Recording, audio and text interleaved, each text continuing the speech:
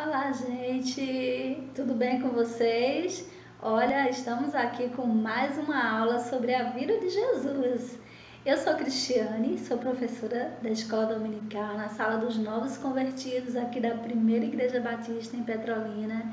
E para mim é um prazer poder caminharmos juntos falando sobre Jesus, o nosso Mestre, Cordeiro de Deus que tirou o pecado do mundo, o nosso Salvador que se encarnou, que habitou entre nós, cheio de graça e de verdade. Convido você para, junto comigo, estudar a vida contagiante de Jesus, tá ok? Então vamos lá, gente. O nosso curso é dividido em 8 partes, tá? Então nós estaremos estudando os 30 anos preparatórios da vida de Jesus. A gente também vai estudar o início do ministério da vida de Jesus. Nós vamos estudar o ministério de Jesus na Galileia, a época das retiradas, o ministério na Judéia, o ministério na Pérea, última semana de Jesus aqui na terra e a sua morte e ressurreição. Vamos comigo, tá? Hoje nós vamos estudar sobre o ministério de Jesus na Galileia. Você pode parar aí em casa essa tela, você pode abrir a sua Bíblia em Lucas capítulo 4, versículo 16 ao versículo 30, e a gente vai ver o que aconteceu, Jesus sendo rejeitado ali na Galileia. A nossa aula é interessante a gente saber tudo o que aconteceu ali na Galileia, tá? Então a gente vai ver Jesus indo para Nazaré, sua cidade natal. Ao chegar em Nazaré, num sábado, ele vai à sinagoga como qualquer outro judeu. E é interessante aí porque o líder da sinagoga geralmente chamava alguém para fazer a leitura.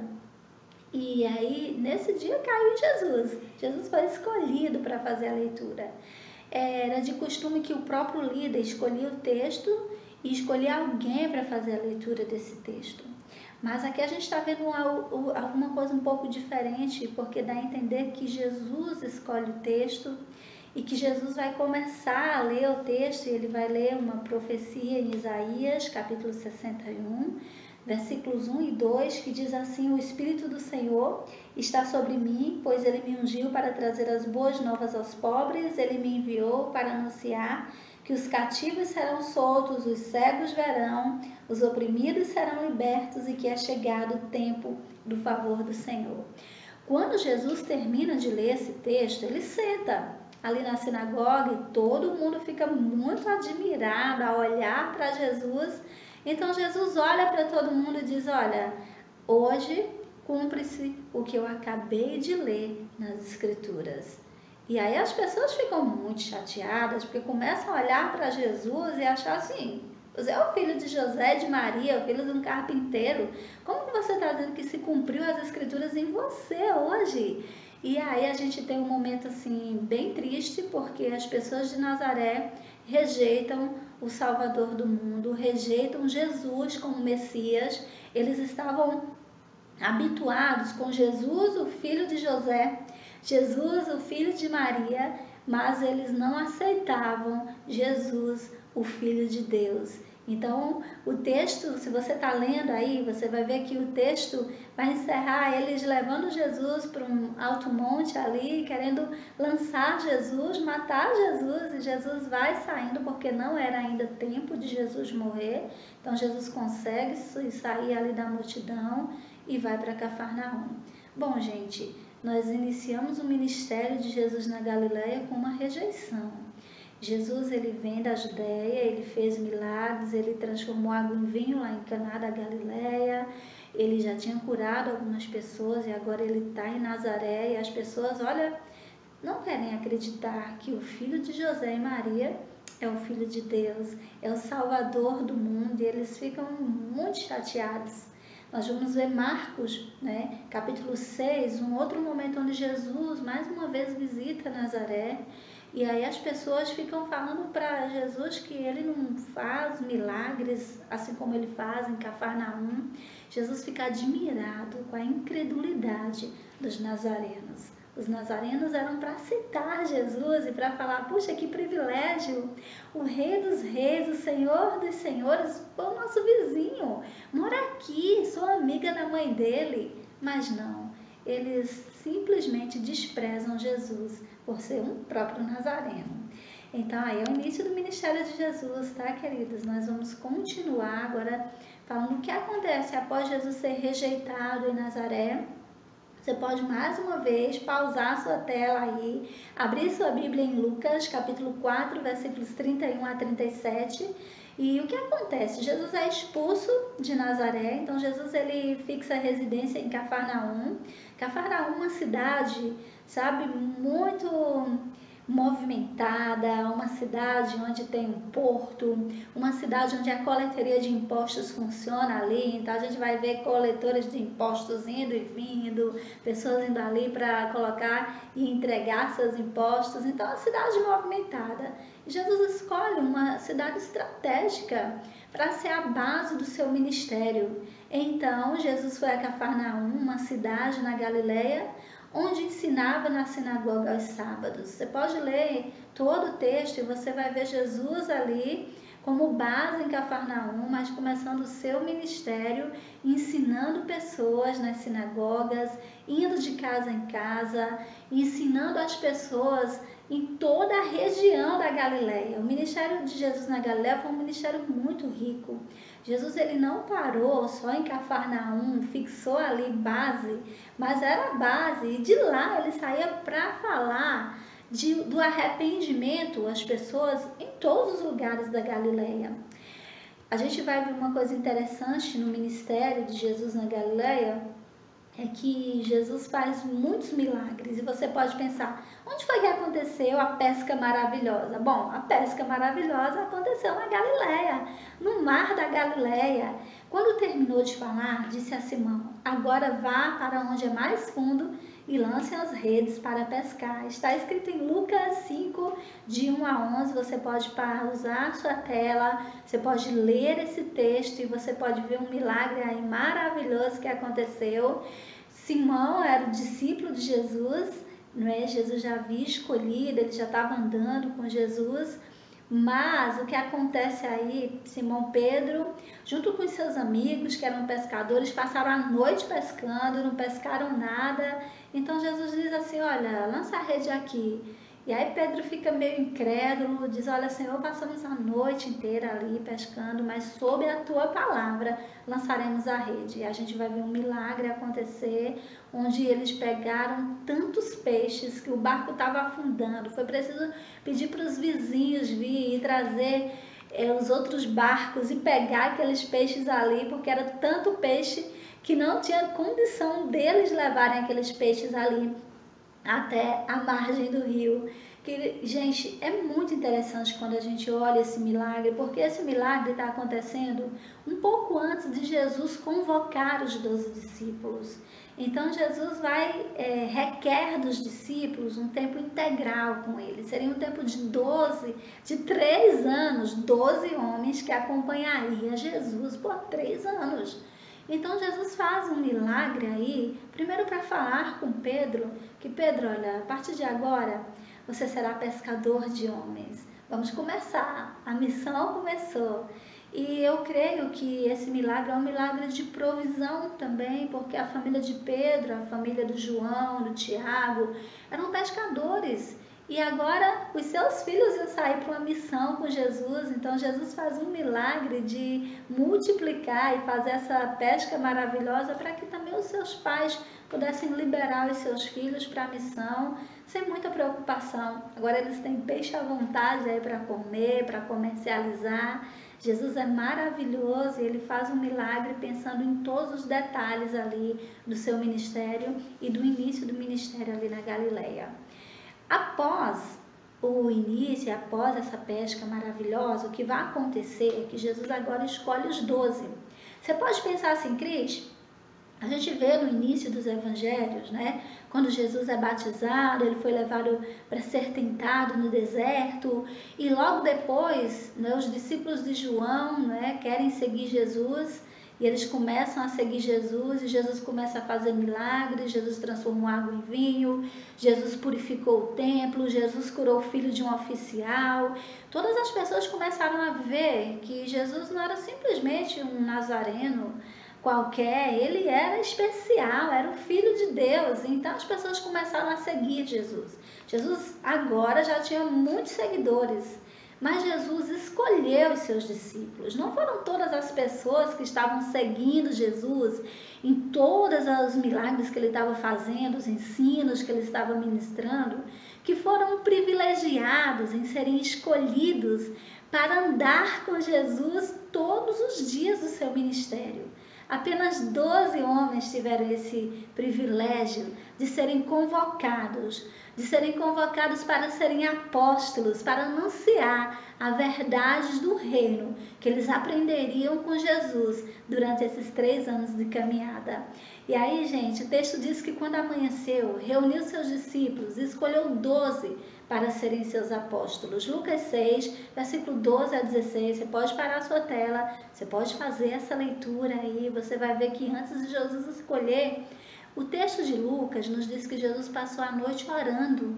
Essa escolha dos 12, queridos, foi uma escolha especial. Jesus estava escolhendo homens que andariam com ele todos os dias.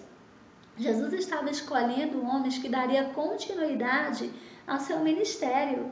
Então Jesus passa a noite orando ao Pai e no dia seguinte, de manhã, ele chama cada um dos discípulos que ele deseja que faça parte agora desse apostolado. E eu sei que todos eles se tornaram agora discípulos com um privilégio enorme de seguir a Jesus. Aonde quer que Jesus fosse, estavam aqueles 12 homens ali. Tudo isso aconteceu na Galileia, tá, gente? Então, agora nós vamos pensar um pouquinho. Jesus escolhe os 12 e depois que ele escolhe os 12, é muito interessante a gente ler, tá? Em Lucas, Mateus, capítulo 5, capítulo 6, capítulo 7. Nós vamos ter agora o Sermão do Monte. O Sermão do Monte também foi ministrado na Galileia, tá bom? Então esse é o ministério na Galileia. Tudo que eu vou falar aqui aconteceu na Galileia. Jesus escolhe seus discípulos na Galileia. A pesca maravilhosa acontece na Galileia. O Sermão do Monte acontece na Galileia. Certo dia, quando Jesus viu que as multidões se ajuntavam, subiu à encosta do monte e ali sentou-se. Seus discípulos se reuniram ao redor e ele começou a ensiná-los. Você pode pausar a tela aí, pode ler. Sei que são 3 capítulos aí, não sei se você vai querer ler agora, você pode ler um outro momento. Mas a ideia é que agora Jesus diz, olha, eu estou convidando vocês para serem meus discípulos. Mas agora, sentem aqui. Jesus, o texto diz que uma multidão estava com Jesus. De todos os lugares vinham para ouvir Jesus, para sentar ao lado de Jesus e ouvir com tanta autoridade um nazareno falar daquele jeito. Todo mundo queria ouvir. Então, Jesus, mas o Sermão do Monte é específico ali para os discípulos. Jesus está ensinando agora como é o código de vida dos discípulos. Agora vocês são meus discípulos. Vocês vão andar comigo todos os dias. Agora, o que é que vocês devem fazer? E aí, se você dá uma olhada no Sermão do Monte, quantos ensinos preciosos tem para a vida dos discípulos, algo que desconcerta um pouquinho eles, porque eles estavam tão acostumados com a lei judaica, com tudo que o judaísmo trazia, e Jesus agora vai trazer, olha, a lei fala assim, que você deve amar aquele que te ama e odiar o seu inimigo. Eu, porém, vos digo, amem os vossos inimigos. Então, ele vai sempre usar a lei e também agora usar o que ele agora sugere que os discípulos, como servos seus, devem fazer. Jesus vai falar no Sermão do Monte sobre tantas coisas, gente, para a nossa vida. E ele vai falar sobre o jejum, porque era costume que as pessoas, ao jejuar, eles desfiguravam o rosto, para que todo mundo parecesse já para todo mundo que eles estavam, sabe, jejuando, fazendo um sacrifício para Jesus. E Jesus dizia para os discípulos, olha, eu não quero que seja assim. Quando você for jejuar, se você tem um motivo para jejuar, lava o seu rosto, toma um banho, penteia o cabelo, dá um sorriso, porque olha, o Pai que vem em secreto, ele vai te recompensar, ele vai cuidar de você. Jesus também vai falar sobre a oração, porque era de costume que líderes religiosos, ao orar, fizessem longas orações, que eles iam para as ruas, eles oravam nas esquinas, para que todo mundo pudesse ouvir. Então Jesus disse, olha, não façam isso. Quando vocês forem orar, feche a porta do quarto e o vosso Pai que vem em secreto os ouvirá. E aí Jesus vai continuar falando, ele fala sobre dar esmolas, sabe? A turma dava esmola e aí tocava trombeta para que todo mundo soubesse que eles estavam dando esmola e que eles eram boas pessoas. E aí Jesus diz, não faz assim, os meus discípulos, os meus servos não farão assim. Quando você der esmola, dá com a mão direita para que a esquerda não saiba. A ideia é que o meu Pai, que vê tudo em secreto, te recompensará. Queridos, o Sermão do Monte desconcerta muita gente ali na multidão, porque Jesus está agora dizendo, olha gente, tudo que vocês fazem para serem notados não vale para mim. Tudo que vocês fazem com a motivação errada não adianta para mim. Sabe, o coração de vocês tem que estar em mim. Jesus vai falando, olha, onde estiver o seu coração, o seu tesouro, né? Aí estará o seu coração. E a ideia é que Jesus está falando para os discípulos, olha, para ser meu discípulo, vocês precisam fazer diferente. Vocês precisam amar as pessoas. Bem-aventurado, e ele vai falar as bem-aventuranças. E esse sermão é riquíssimo, é um ensinamento riquíssimo para cada um de nós que somos discípulos de Jesus. É o nosso código de regra, de conduta. A gente pode dar uma olhadinha ali, bom, como que eu tenho que me comportar em determinada situação? Como eu tenho que me comportar diante de casamento? Então dá uma olhada no Sermão do Monte e aí nós temos tudo que Jesus Cristo preparou para nós, né? Aí a gente vai falar um pouco sobre ansiedade, que Jesus começa a ensinar, olha, não, vocês não devem andar ansiosos, não se preocupem com o que vão comer, com o que vão beber. No Sermão do Monte, Jesus está nos ensinando a fazer tudo com uma motivação correta. No Sermão do Monte, Jesus está nos ensinando a depender dele. No Sermão do Monte, Jesus está nos ensinando a amá-lo e fazer para que o Pai que vem em secreto nos recompense. Está nos ensinando a ter e querer e almejar a recompensa de Jesus e não dos homens. Após o Sermão do Monte, Jesus também começa a ensinar com parábolas, contando histórias do cotidiano, do dia a dia das pessoas. A gente vai pensar que Jesus, queridos, ele contou várias parábolas e uma delas é a do semeador. Os 4 evangelistas trazem a parábola do semeador. É muito legal, tá? Você pode ler em Mateus capítulo 13, tem várias parábolas. Você pode ler em Marcos capítulo 4, nós temos várias parábolas. Todo o evangelho, né, nós vamos ter Jesus contando parábolas. E aí você vai pensar assim, Cris, mas o que é uma parábola? Por que Jesus contou parábola? E a gente vai pensar que parábolas eram histórias contadas por Jesus do dia a dia, era um método que os rabinos e os mestres da lei já utilizavam. Jesus não utilizou nenhum método novo, nem uma didática assim que nunca tivesse sido usada e agora está sendo usada pelo mestre. Não, Jesus usou o método das outras pessoas, que os outros professores ensinavam. Mas tem uma diferença, porque quando Jesus terminava de contar uma história, as pessoas se surpreendiam. As pessoas sempre caíam em si, sempre reconheciam o seu erro após cada história. E as pessoas sempre diziam como ele pode falar com tanta autoridade. O diferencial, queridos, em cada parábola que Jesus contou, em cada momento que Jesus sentou com a multidão, com os discípulos para ensinar, foi a autoridade divina vinda do céu sobre Jesus. E essa autoridade fazia com que as pessoas olhassem para tudo que Jesus falava e ensinava e ficavam totalmente desconcertados diante de um homem com tanta sabedoria e com tanta autoridade. Você pode ler essas parábolas em casa, escolher sua parábola aí especial que você mais gosta e pensar assim, Jesus não usou um método diferente, Jesus contou várias parábolas, Jesus estava ali sempre observando o dia a dia das pessoas e as parábolas tinham sempre um ingrediente comum a cada uma das pessoas e eram essas histórias, né, tão comuns que tocavam o coração das pessoas.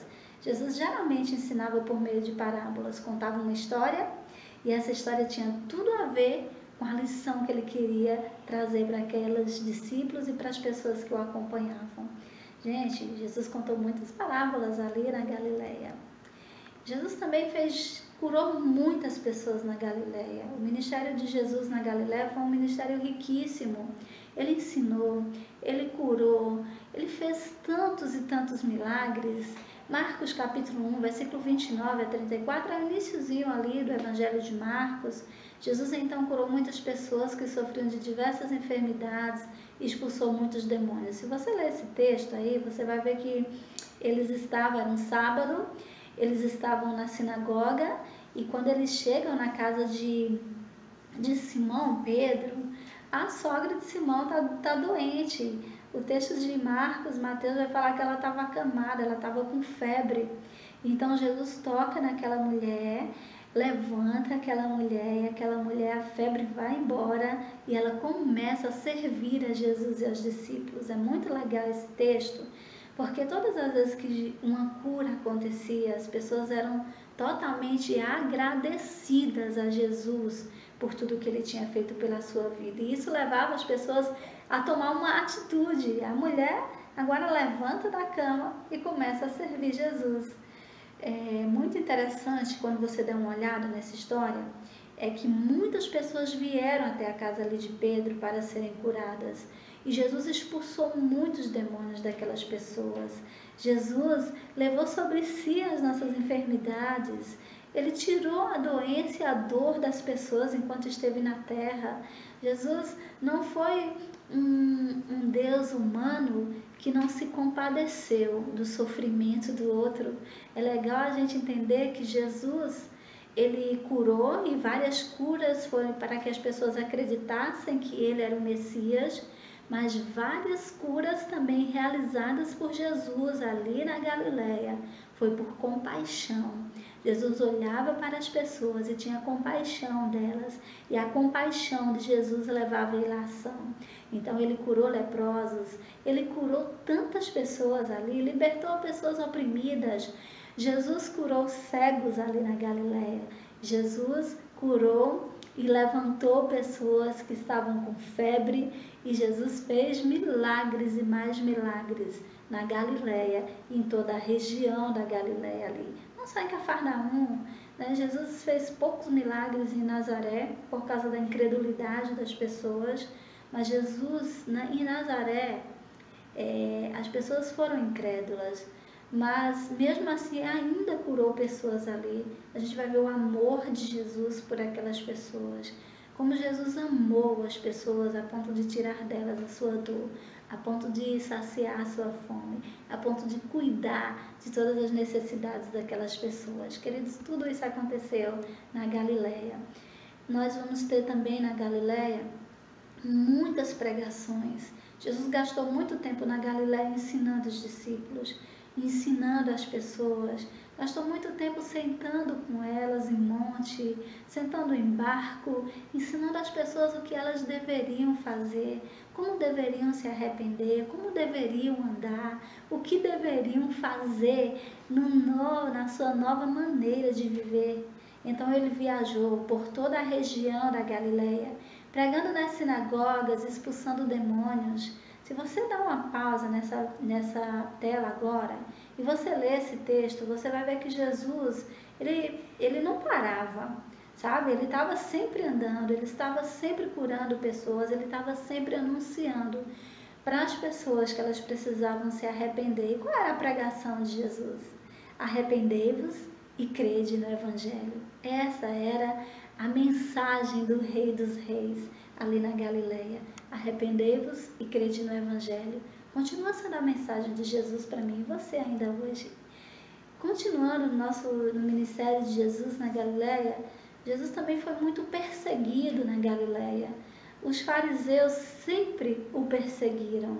Quando alguns fariseus, mestres da lei, viram Jesus comer com cobradores de impostos e outros pescadores, perguntaram a seus discípulos por que ele come com cobradores de impostos e pecadores. Queridos, Jesus sempre andou com pessoas que precisavam ser curadas e que desejavam ser curadas por Ele. Os mestres da lei, os fariseus, ficaram sim desconcertados, ficaram muito chateados. Como que Jesus anda com pecadores? Como que Jesus senta na mesa de um publicano? Como que Jesus conversa com uma mulher? Como que Jesus está sempre procurando pessoas que estão à margem da sociedade? Como que Jesus está sempre no contato de pessoas tão simples, de pessoas tão humildes que nenhum de nós olharíamos? Esse era o questionamento dos fariseus. Eles atiraram muitas pedras em Jesus.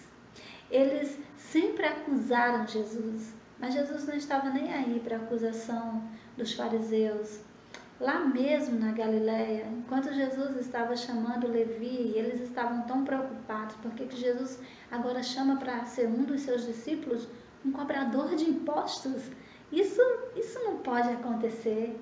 E aí Jesus dá uma resposta interessante para aqueles discípulos, para aqueles fariseus. Ele vai dizer, olha, eu não vim chamar os sãos, as pessoas que estão curadas, eu vim curar aqueles que estão doentes.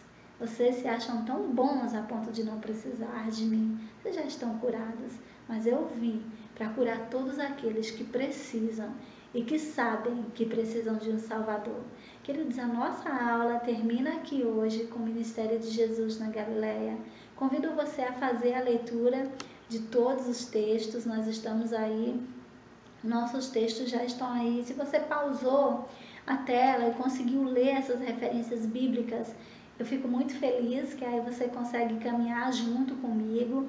Caso você não tenha conseguido pausar a tela e fazer a leitura, você pode dar uma olhada no vídeo novamente, fazer a leitura dos textos bíblicos. Foram todos esses textos que eu utilizei na nossa aula de hoje. Eu estou muito feliz porque você está nos acompanhando e conhecendo Jesus. A nossa aula encerra aqui hoje. Que Deus abençoe sua vida ricamente, que você esteja diante de Jesus como discípulo dele. Não existe nada melhor que ser um discípulo de Jesus e fazer aquilo que ele faz e que ele já fez. A gente pode observar e continuar sabendo que nós temos alguém que podemos seguir e amar até o fim. Próxima aula nós estaremos com a época das retiradas. Não perca, que Jesus Cristo abençoe sua vida ricamente.